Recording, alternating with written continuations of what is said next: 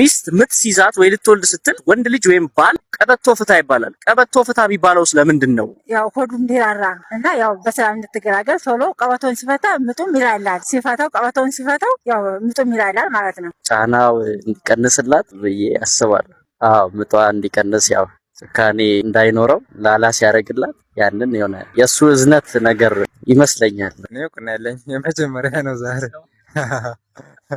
ምጧ እንዲቀል ይመስለኛል። ምጧ እንዲቀልላት ይመስለኛል። ምጧ እንዳይጸናባት ቶሎ እንድትወልድ አላውቅም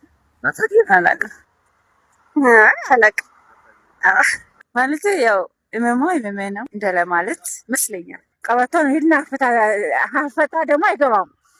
ከቤት ውጣ ይባላል፣ ቀበቶን ፍታ ይባላል። ያው ሲገባ ቀበቶን ሲፈታ ያው እንትን ይላል። የአጥሮፍ አትስማሽ የሚባለው ምንድን ነው? ቅርታ ትንሽ ሱቅ የአጥሮፍ አትስማሽ ገንፎ እንደሚበላ ቀለው ግን ለምን እንደሆነ የአጥሮፍ ቤቢ ሻወር መሰለኝ። እሱ ያው በሰላም እንድትገላገል ያው ምርቃት ሲደረግላት በሰላም ትገላገላለች። እሱ ስለሱ እውቀቱ የለኝም። ነፍሰ ጡር እናት የአጥሮፍ አትስማሽ ማለት ምጥሽ ቀለል ብሎ ጩኸቱ ሳይበዛ በቀላሉ ተገላጋይ ማለት ይመስለኛል። ይህን አላውቅም። እንም እውቅና የለኝም። ምን አላውቅም።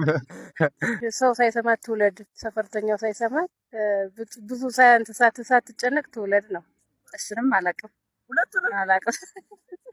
እናንተም ኮሜንት ሴክሽን ላይ ቀበቶ ፍቱ የሚባለው ለዚህ ነው፣ የአጥሮፍ አትስማሽ የሚባለውም ለዚህ ነው የሚለውን ነገር ትነግሩናላችሁ ማለት ነው። ፔስ